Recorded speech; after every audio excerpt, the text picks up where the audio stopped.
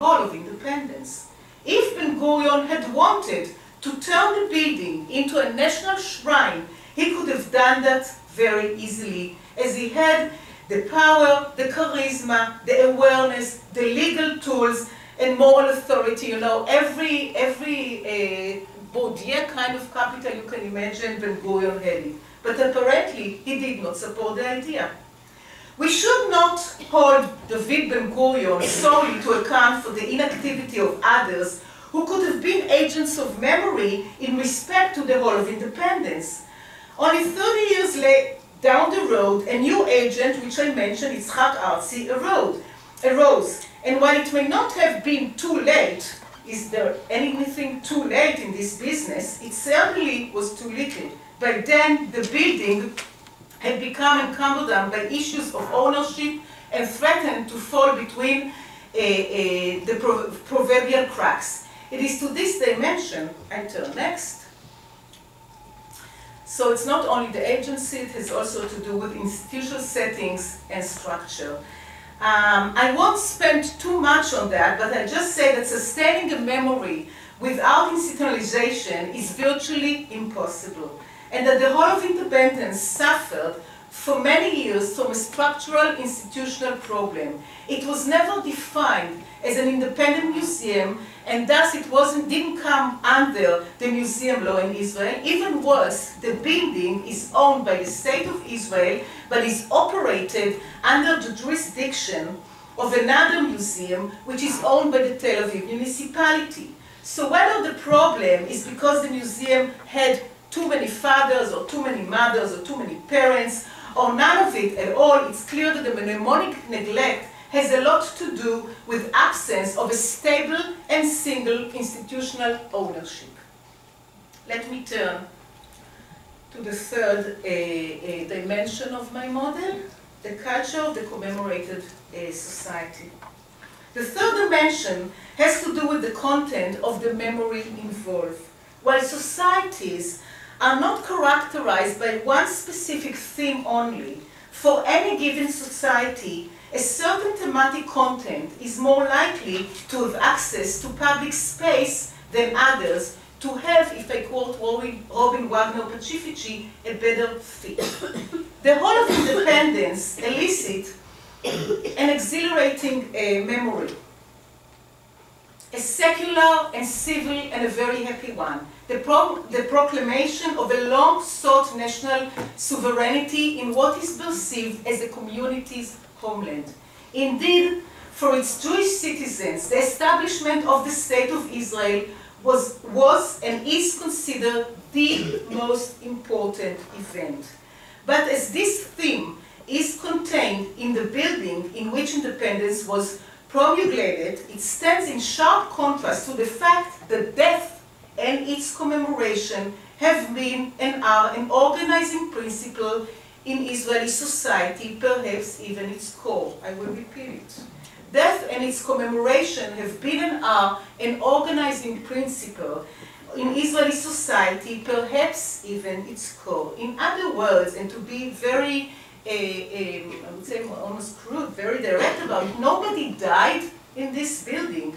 And because Israel's collective memory and ethos are driven by war and death rather than by life, the Hall of Independence has enjoyed only minor public attention and interest. Israel's near fascination with death and the facility with which it copes with it can be seen in the most important dimensions of its symbolic public life, time and space, and its decision-making. Since independence, when the religious Jewish calendar became the national one, 5 new holidays were introduced to the Israeli state. 3 are Memorial Days by the Phoenician, Memorial Day for the fallen soldiers, Memorial Day for the Holocaust, and Memorial Day for Yitzhak Rabin's assassination. The 4th event is Independence Day itself, takes place the day after Memorial Day for the fallen soldiers, thus making a unique connection between soul and happiness, independence and its cost, between death and life. The fifth holiday, which is somewhat less widely celebrated and less enthusiastically received, celebrates the unification of the eastern and western part of the city of Jerusalem in the wake of the 1967 Six-Day War, and contains, even that day, contains an official memorial ceremony for the soldiers who died in the Battle of Jerusalem. Thus, even a day that designated as a celebration contains an element of death. In the United States, deaf presidents and political leaders, even if they were assassinated, like Abraham Lincoln and John F. Kennedy, is mentioned through their birthdays, rather than their death day is never the official memorial day. Israel never marks a birthday, only death. Mother's Day, for example, we used to have Mother's Days, was first celebrated in Israel on the death date, of course, of Henrietta Soll. This is Henrietta Soll, a Jewish-American Zionist who spearheaded a major effort to bring young Jews to Palestine, the land of Israel, as German Nazism began to threaten Jewish life there. So Mother's Day in Israel was celebrated on the death date of Henrietta Soll. Another example that attests to the same cultural preference is how Israel coped with the memory of Rabin's assassination.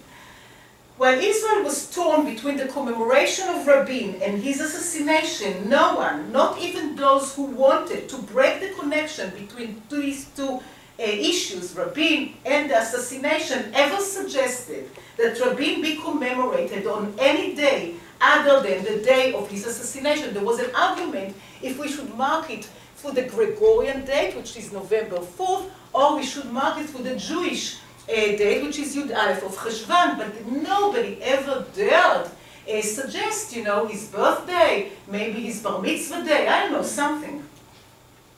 No one ever suggested that I said any other day. The commemoration of death rather than life transcends any political or religious rift. The Hall of Independence may not be appropriate site for commemoration because it is located in the wrong city, Tel Aviv, the city of sins, if you wish. The moment it is enshrined is perhaps the wrong time, as the event took place during the first ceasefire after the most devastating events of the 1948 war between Arab and Jews in Palestine, a time of loss, uncertainty, and challenges. The wrong city, however, hosts at least 5 other museums that depict the same era. This is one example and not the only one. Unlike the Hall of Independence, they all revolve around war and the necessary sacrifice made to attain statehood. No one can claim that the establishment of the State of Israel has been forgotten. No one can claim that the site at which that state was declared has been erased from the face of the earth. It certainly does not suffer from what Aleida Assmann calls active forgetting. Nevertheless, it has hardly enjoyed full institutional recognition or social recollection. So what is the Hall of Independence? It is an example of what I call mnemonic neglect, or to borrow from Assmann again, a good example of passive forgetting or an archive. Assmann asserts that the criteria enabling us to decide what should be stored and what should be recalled are not clear. I would like to offer here a theoretical model that can explain the archival situation. The neglect, the disregard, the mild social amnesia, by positing 3 constitutive dimensions: agency, structure, and culture. When the agents of memory are focused elsewhere and the institutional setting is not the right one, whatever is right for any society, and the ambient culture is not enthusiastic about a specific content, then the chances are high that the past, that may very well be important, will nevertheless be neglected. Having postulated this cumulative source from mnemonic neglect, I would like to make the further claim that from the standpoint of social memory and commemoration, the importance of agency, structure, and culture resides in their impermanence. Social conditions are very liable to change, and in the future, a mnemonic site may gain public and commemorative interest, or to be forgotten altogether. In the case of the Hall of Independence, a committed agent of memory backed by a serious donor or state money might be able to turn it into the most attractive site on the Israeli map of memory. A change in ownership may generate wonders too, but to a significant degree, it is the culture that will affect the ability to alter the meaning of a site or any other mnemonic text for that matter, and make it fit and make it stick. So long as Israeli culture is deeply invested and embedded in war and death, in sacrifice and martyrdom, coupled with religious Jewish traditions and its relations to death, a historical home that transmits a message of secular festivity, independence, and civil society is doomed to be either forgotten or, as in the case of a very, very important event, to be neglected. While a general model should perhaps not be legitimately based on a single case study, and what I presented to you today was a single case study, I view this exercise as an opportunity to open the door to future systematic comparative research of other cases of mnemonic neglect. I would also like to make a general comment on the current state of memory, of collective memory studies.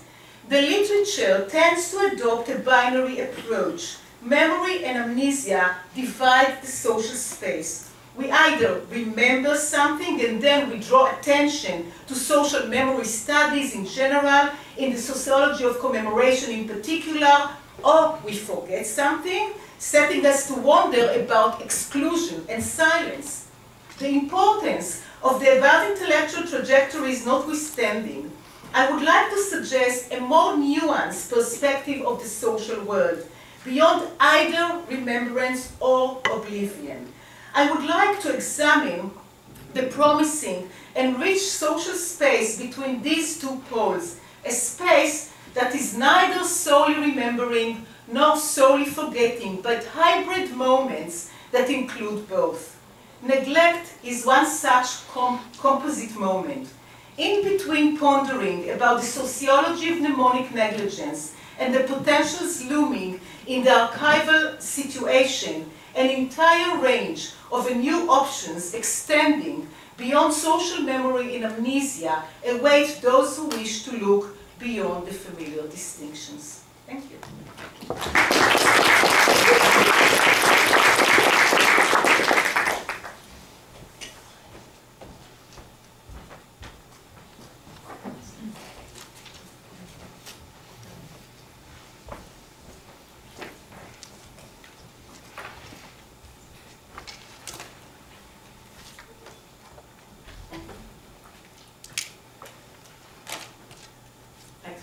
That was a lovely paper.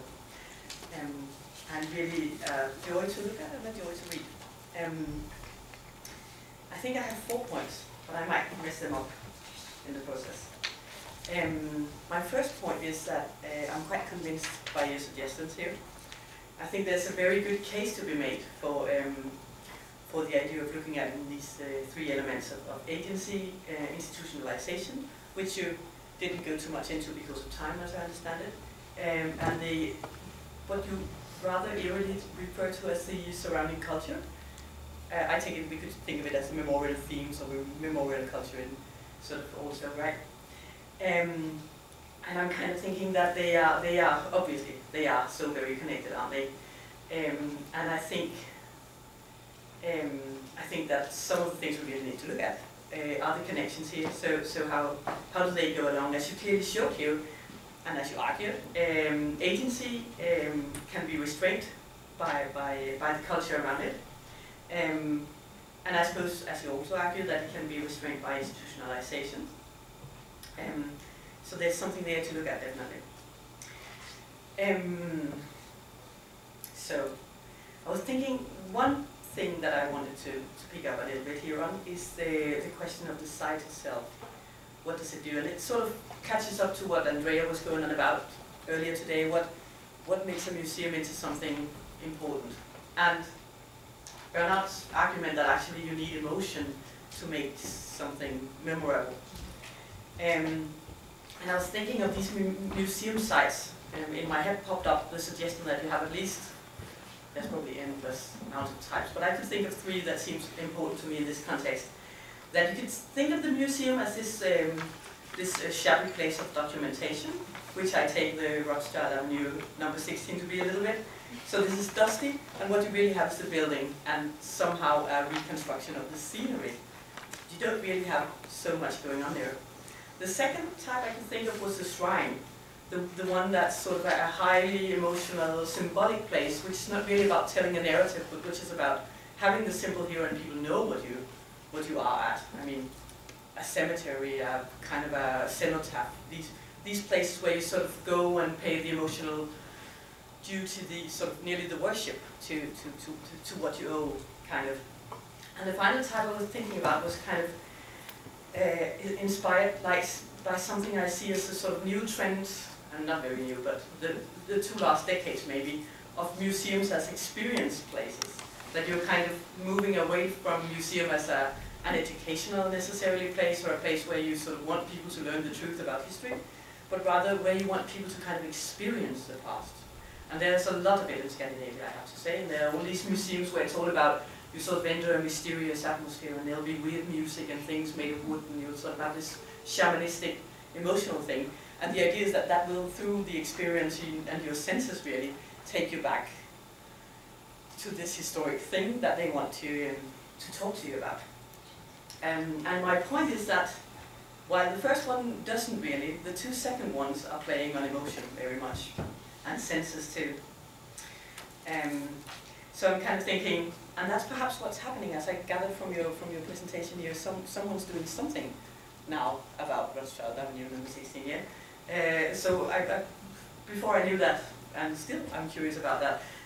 What if someone with agency created a site of experience out of this place? Could you do that? Is that possible at all? Or would you still have too little real emotion? I mean, because you have the shrine elsewhere, would you not really be able to put that emotional thing into it? Would you, taking your narrative or your understanding of Israeli memorial culture, would you miss some death to sort of make it sufficiently important? Would it still, is my question, would it inevitably be dull political history?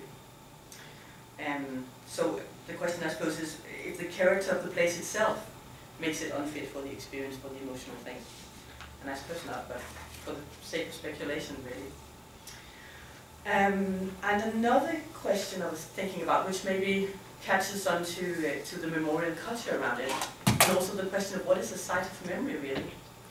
I think there's something important in what you said about that iconic picture of David Ben-Gurion, who declares the state.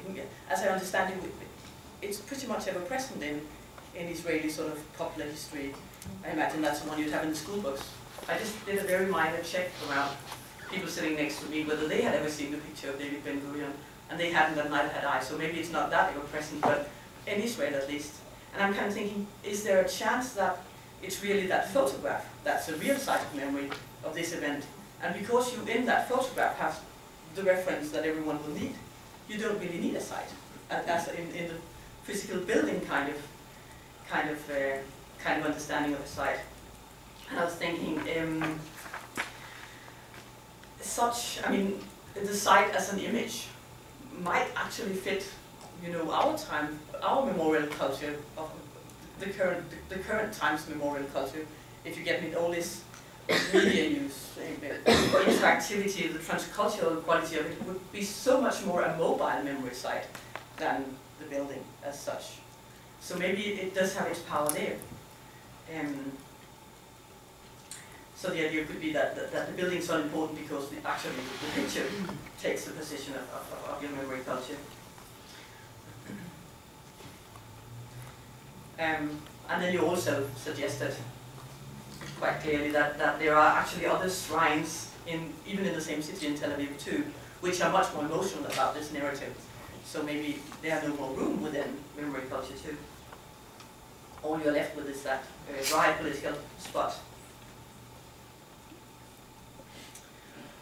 And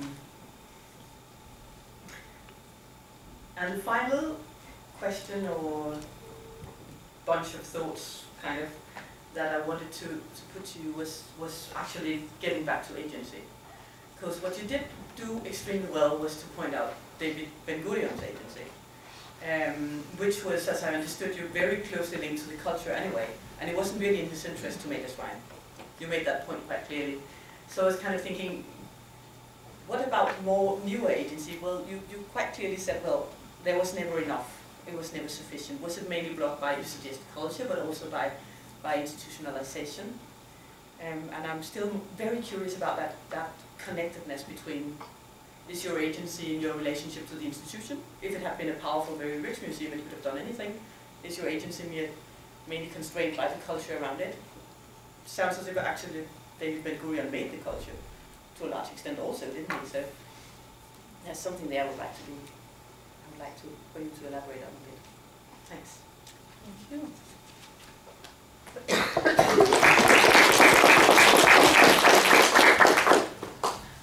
First of all, thank you. It's kind of, you know, I'll quote us, I think, that having a great commentator is a present that is given to us. So thanks for all those comments. I'm not so sure I have answers for everything, but I'll try. There is no doubt that, you know, the agent, the structure, and the culture are all intertwined. It's, you know, for the sake of presenting the model, we distinguish between these three dimensions. But it's clear that the agency is part of the culture, and the culture is affecting and restraining in the institution. So it's kind of, you know, you distinguish between them when you present. In real life, of course, things are, kind of intertwined. What makes a site exciting or emotional? I would first of all say that we live, and it's not, and I would take that for granted, and maybe I would problematize the fact that we need to be emotionally moved all the time. What happened to education that comes through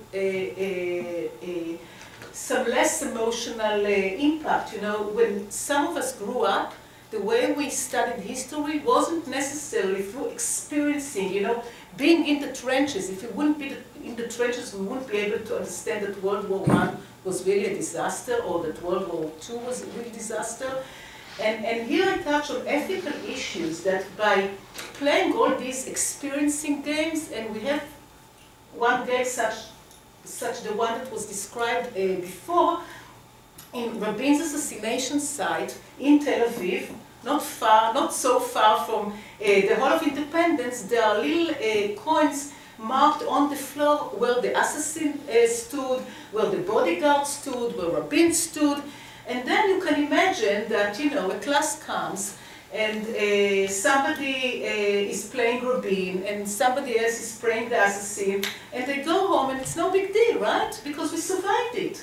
The same goes, by the way, in a very impressive apartheid museum in South Africa, when kids can play how did it feel to be black in South Africa during apartheid, and they leave the museum and they feel that it wasn't that big of a deal. See, they survived it, 10 minutes in the museum, and they survived the experience. So basically and ethically, I have a little bit of a problem with all these emotional driven education and what we call edutainment, because we don't know anymore where the entertainment stops and the education begins.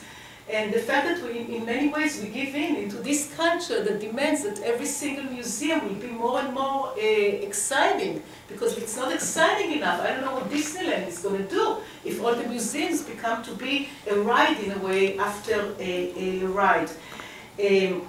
So if we live in a culture that believes that each and every site has to be exciting in one way, so maybe we need to think how we can turn this solid building into an exciting place. And I'm sure we can, because we've done it to so many other places that at face value didn't look that exciting, and we ended up putting the right things and make them really exciting and really emotionally moving. So the whole issue of emotional education, I think, is a really, really serious thing that we need to think about.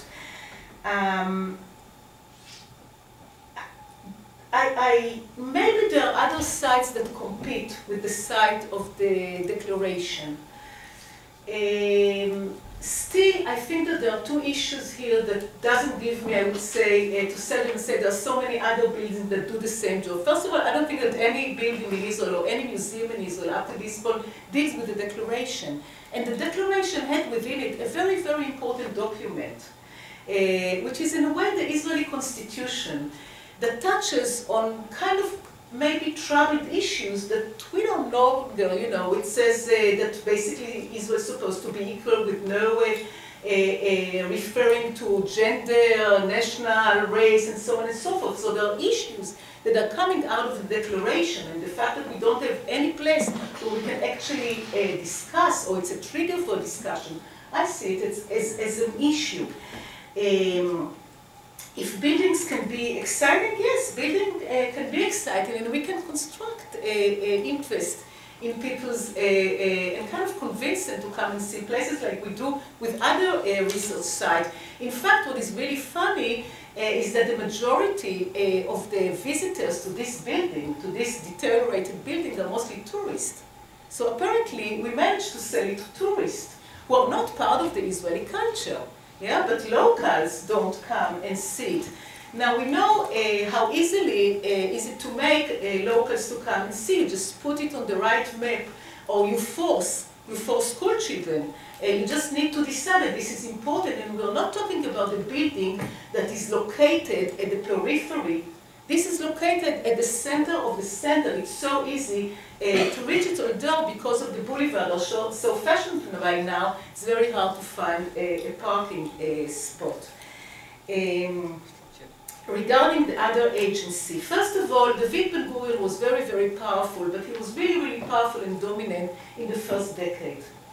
He's losing power in the mid-60s. He's no longer this powerful, and by the mid-70s, the Labour Party, which is really the one behind the declaration, is losing power. And for the last over 40 years, basically, Israel, with two very short breaks, is under right-wing governments, which may not have that of an interest to commemorate perhaps this moment and David Ben-Gurion. And now, of course, the questions come as what's going to happen because they are now being renovated, and it's part of a whole general trend of heritage sites in Israel, which I'm sure Yemima can add some stuff on it later on. But basically, there is some money that was given by the Ministry of the Prime Minister Ministry to take care of all kinds of heritage sites in Israel. And part of this a huge maneuver, this Hall of Independence is also gaining some money to be renovated. Now, I have my guesses. They keep me in the dark regarding the content. They gave me a lot of information about the physical changes, but it keeps me in dark regarding the content. I have my own guesses what they are going to emphasize, and I'm willing to bet. I shouldn't bet here because, you know, it's not too wise to bet. But I have my own bet that I won't have to change my model, and that we're not facing this new era in which the culture of death is no longer going to play a major role in our commemoration, not in our culture.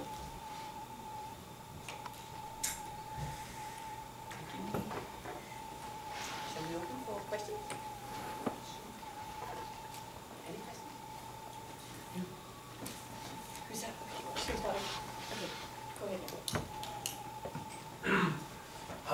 I have a question about the site being the subject of mnemonic contests, possibly, or have you observed any? Given that the Israeli society is extremely divided, there are several versions of Israeli nationalism, right?